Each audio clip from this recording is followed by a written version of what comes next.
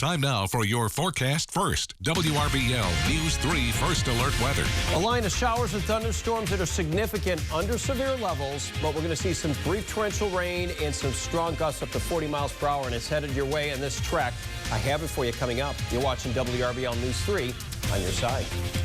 Straight ahead, a mother hides her face from cameras. She's accused of killing her 4-month-old child. We'll take you inside the courtroom. Plus, the people who live there say it's time to stop crime. We'll show you how Phoenix City is trying to get a huge check to make the streets safer.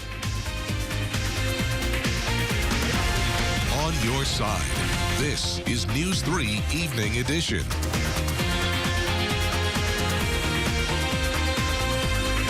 Good evening, and thank you for trusting News 3. I'm Phil Scoggins. And I'm Teresa Whitaker. Severe weather knocking on the door. First Alert Chief Meteorologist Bob Jeswald is tracking some storms. The strongest portion is farther south, and albeit it's weakened, that's some good news for us thanks to today's weather setup. We're looking at these storms starting to generate here into the viewing area, coming in just east and along Interstate 85 in Lee County. So Auburn right now seeing some very heavy rain, and we're seeing some not only torrential rain, a few embedded thunderstorms enhancing that, and the track takes us right to Hurtsboro, Alabama, about 5 o'clock, just 1 minute away from that right now at this hour Central Time, through around at least Smith Station around 17 minutes after 5 o'clock Central, and Eastern Time Phoenix City and Columbus around the bottom of the hour. So that's what we're looking at. Waverly Hall coming up just before 7 o'clock at 6:45. So here's another view of this. You can see as it moves fast at 40 miles per hour, we do get wind gusts. That's what significant means. These are enough that could still topple over some weakened trees. We look at the storm rotation. Great news here. We don't have anything that would be conducive of seeing any severe damaging wind or some mesocyclone. That's some certainly rotation amongst the showers and thunderstorms, which we're not seeing. In fact, the big picture showing us anything more significant is down here where the significant thunderstorms are located, and severe weather could be down in our extreme southern counties, which we are watching right now for you. But certainly pales in comparison to what happened across Louisiana last night. Take a look at this. Very sad news to report. Of course, we had a couple deaths reported. This is aerial shots from a drone of the storm damage today in Ruston, Louisiana. These parishes were the hardest hit, and many trees have gone down. In addition to that, several reported tornadoes just outside the Shreveport, Louisiana area. And you can see from this footage here, significant damage to rooftops, trees toppled over, and again, you could see these businesses and even a local school had to be closed today from some damage in this area as well. So the same system has marched eastward, and what we're seeing now, albeit a little weakening to the north, Phil and Teresa, in this area, still significant. We're going to keep watching, and that's why we're weather aware for tonight. It's the southern counties, again, that pose a bigger risk, and that's why the Storm Prediction Center has areas shaded in brown, seeing the best potential, especially south of Dothan, the Florida Panhandle, and southern Alabama. We're seeing some isolated, damaging wind with storms. Back to you. All right, thank you so much, Bob. Of course, we'll pitch it back over to you if you see anything popping up on the radar. To stay on top of the severe weather, you can watch this newscast streaming live right now on WRBL.com. Now to our top story. It's a shocking one. A mother at her wit's end because of her crying child. The horrible result. Tonight, she's accused of killing her infant son. WRBL's Chuck Williams here now. And Chuck, you were in that courtroom as 31-year-old Ashley Nicole King faced a judge today. That's right, Phil and Teresa. The Phoenix City woman faces a capital murder charge. The 31-year-old woman entered the courtroom with her cuffed hands covering her face. Once inside, she sat motionless as District Court Judge Walter Gray read the charge. King did not yet have legal counsel, so the hearing lasted less than 5 minutes. She's accused of starting a fire at the Cloverleaf Apartments that killed her baby. Phoenix City Police tell News 3 that a property manager went to investigate a noise complaint at apartment 29D about 30 minutes before the fatal fire. King told that manager she had not slept and the baby would not stop crying. What about this case was so egregious that led to those charges being filed immediately? Well, as you heard the judge read in court, that this was a fire and a 4-month-old baby. King was taken into custody Wednesday morning at the fire scene. She had an outstanding warrant for her arrest that allowed police to hold her until the capital charges were filed later in the day. Phil, Teresa. All right, thank you so much, Chuck.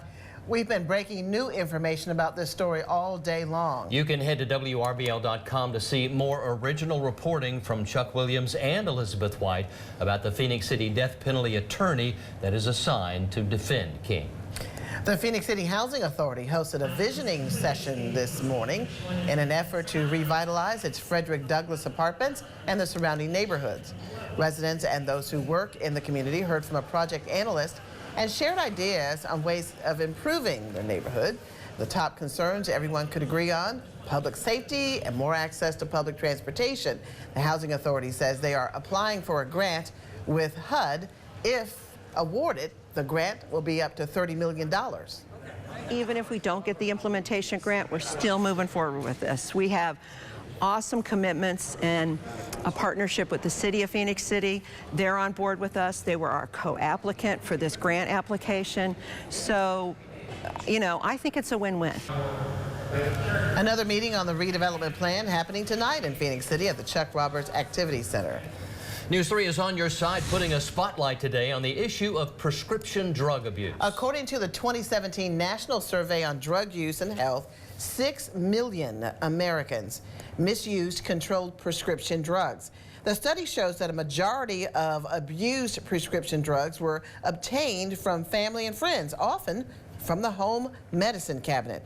Ways to safely and securely dispose of those potentially deadly pills is a community service some may not know about. It is why that News 3 has teamed up with Piedmont Columbus Regional, the Columbus Health Department, and Sun Chevrolet for a prescription drug take-back event that's going on right now across from the Health Department between 10th Avenue and Comer Avenue.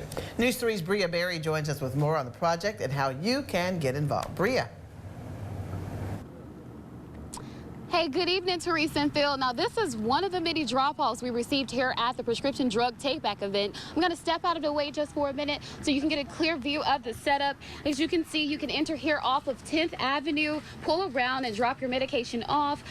Piedmont Columbus Regional are here to help safely and securely dispose those items. Sergeant Jeremy Hadaway with the Muskogee County Sheriff's Office is also here helping us collect expired and unused prescription drugs for safe and secure disposal. We want to thank our community partners who are with us, including the Columbus Health Department and Piedmont Columbus Regional. Joining me now is the Chief Officer of Nursing, Gary Birchman. And good evening. Good evening. I want to say so bad good morning. I don't know why. All right, so if you can talk a little bit about the changes that we're seeing that you guys are trying to address the opioid abuse and epidemic. Well, we've created a task force within Piedmont, so all 11 hospitals participate. And we've got representation from physicians, nurses, pharmacists, others, looking at this problem and doing things like changing practice patterns, providing education to patients and our clinicians, looking at changing our formularies. So there's a lot of things that we're doing to address the problem. Why is this so important? Well, it's important not only locally, but nationally. It's a big problem because it starts off sometimes with just a small procedure that can then turn into an addiction. And once you've reached the point of addiction, you've got a serious problem to be dealt with. This is very important information, and people can come out here. We have about 20 minutes left, so you guys stick around. We'll have more from the event, sending things back to you guys. All right, thank you, Bria. Well, there's still much more to come on News 3 Evening Edition. We'll check back in with Bria in just a few minutes. Plus, in our Athletes of the Week, we're talking about the Columbus lacrosse team making history.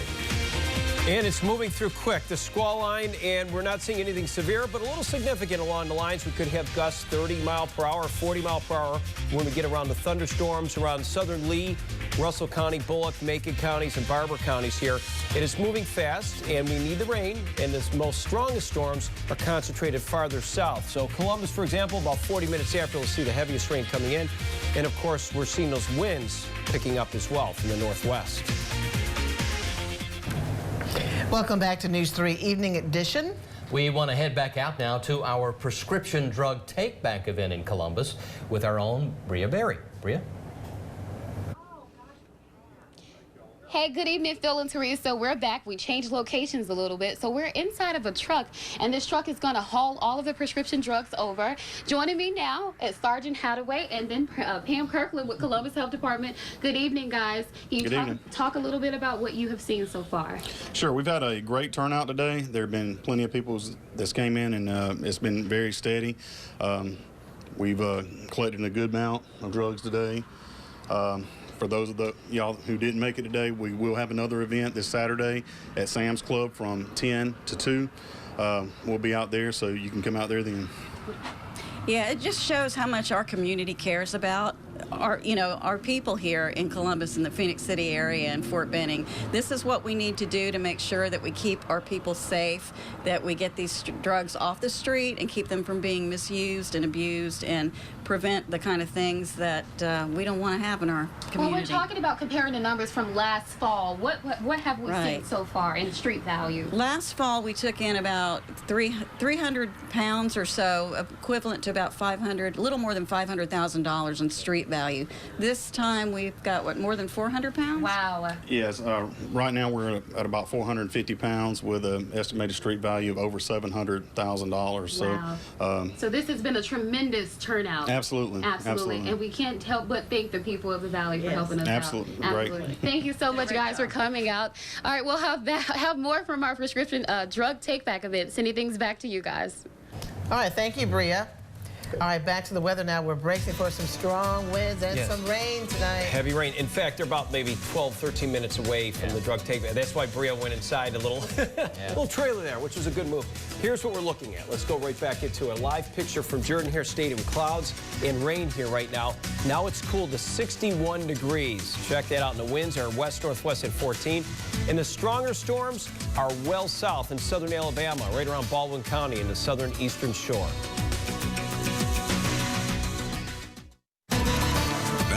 News 3 brings you your first alert forecast.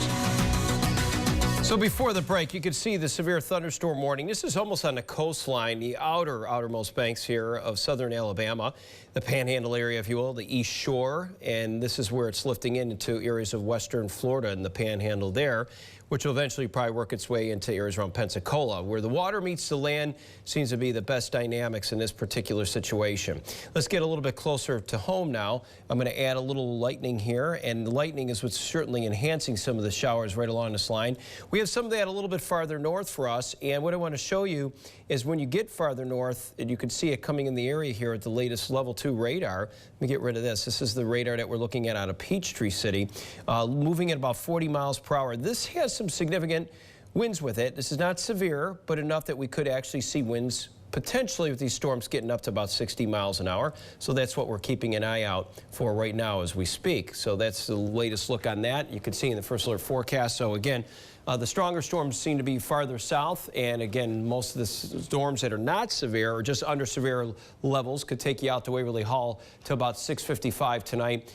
7 o'clock around Casita, Georgia. That'll continue all the way through Chattahoochee County and all the counties eastward. Everybody watching now, not leaving Weston out in Webster County or you guys in Buena Vista or down near Stewart counties. Everybody's seeing it line. I'm just cutting a chunk out where I'm seeing more of that, what looks significant. So it continues here through 8 o'clock Central, 9 Eastern, some of this rain. This model's going slow, so I'm going to jump ahead here so it matches up.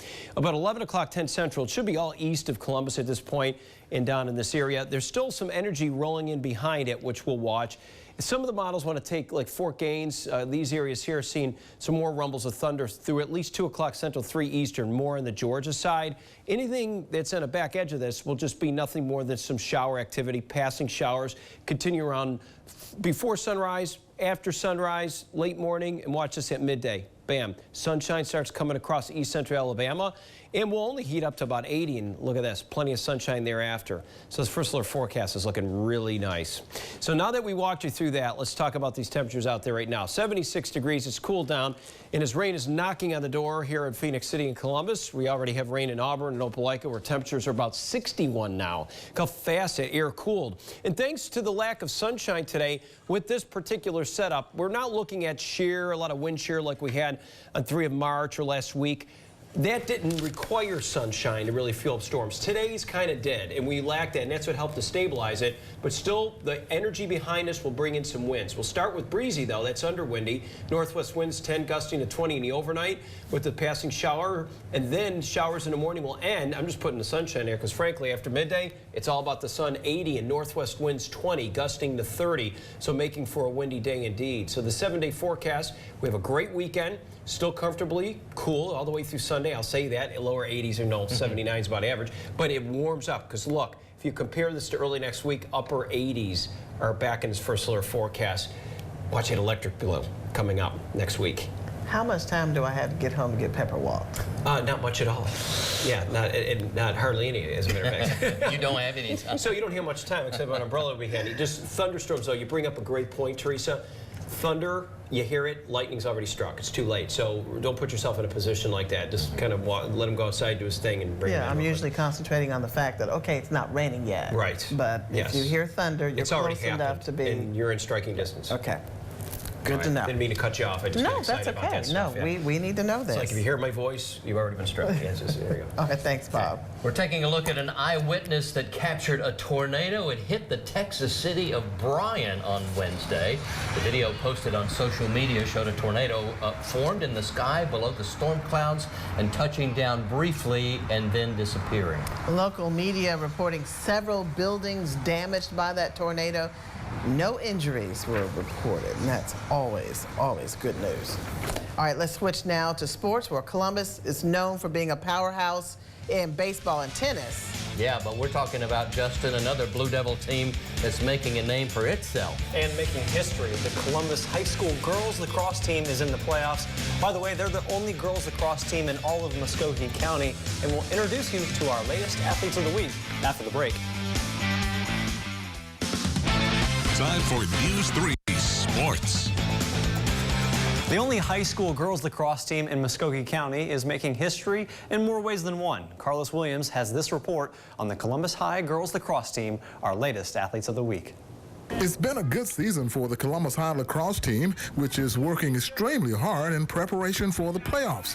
All of this now is new territory for the group, which is proving to be a very formidable opponent. Right now, we've scored the most goals in a single season with 240 right now, and we're continuing to climb on that. We're area champs for the first time in history, and this is the second time we've been to the playoffs. The first time was in 2008. We're looking to continue that history and to make it to the second round. Meanwhile, Coach Greer says the team, which is the only one in Muskogee County, has been led primarily by seniors, including Braden Berard and Gwen Van Engen. We have a lot of seniors on the team, so it's been really fun because this is all of our last season. So we've really worked hard together and really wanted to do great. So we've tried our best and we really get along really well, so we play well together. I didn't start out playing lacrosse. I actually started my sophomore year, and just being able to grow with this team and making all these accomplishments that we have has been so much fun, and I'm so thankful to end this experience with all these accomplishments. And the team hopes to go where no other Columbus High lacrosse team has gone before when they head into second round state playoff action this weekend. We're currently waiting on the number 4 seed between Mount Pisgah and Kings Ridge to play out on the 27th to see who we play for that. And so we say congratulations to the Columbus High lacrosse team, our Cody Road Trophies and Jewelers Prep Zone Athletes of the Week. At Connect Stadium with the Columbus High lacrosse team, I'm Carlos Williams for News 3 Sports. On your side. From girls lacrosse to girls tennis, Brookstone hosting Providence Christian in the second round of the playoffs. Singles number 1, Gracie Hemmings with the forehand. Too much to handle, she would win in straight sets. And so did her teammate, Sammy Rice. Forehand down the line for her is out of reach as well, and the singles both win their matches. Over to doubles number 1, we've got Lily Squared, Lily Patton, and Lily Norrid. Patton sends this one down the line, and it stays in. Nice job. And then Lily Norrid slams this one home. The Lilies win in straight sets as well, and Brookstone advances to the Elite 8. And finally, we had a big signing this morning at Central High School. 7 Red Devils will continue their athletic careers at the next level. Max Kaufman will be wrestling at Southeastern. Peyton Merton is playing at CSU baseball, while his teammate Tommy Vickers is heading to Auburn Montgomery. In basketball, Tremere Brown picked Alabama A&M over a dozen D1 schools. Kaylee Rose will play volleyball at Andrew College. Shamir Taylor is running track at Meridian. And finally, Alex Parker will be playing golf at Point University. We'll have a final check of your forecast right after this. All right, once again, we want to thank our sponsors that are participating, Piedmont Columbus Regional, the Columbus Health Department, as well as Sun Chevrolet, and they helped sponsor today's On Your Side prescription drug take-back event held at the Columbus Health Department. Of course, we also want to thank everyone who took the time out of your schedules to drop off your unused or expired medications. A big thank you from all of us. A reminder, though, the next National Drug Take-Back Day is coming up Saturday, April 27th. Bob? Good. And our weather will hopefully kick it out here. It'll be a lot better than last week when we were trying to sleep in the overnight because we had the setup for the severe storms. This will be more breezy and gusty with some passing showers. Could have a few thunderstorms in our extreme southeast counties. Want to keep an eye out for. We'll look for morning showers and then windy and becoming sunny in the afternoon. And speaking of Sunday, it's looking good all the way through Sunday. As temperatures remain close to around the 80-81 degree mark, and then very warm next week. Some may call it hot when you get into the mid-80 mark this time of year to upper 80s. So enjoy. So we're still watching these storms. Some of them could be significant, so we want to stay tuned with us through the evening. All right, thank you, Bob. That's going to do it for Evening Edition. Have a safe and pleasant evening, everyone. Good night.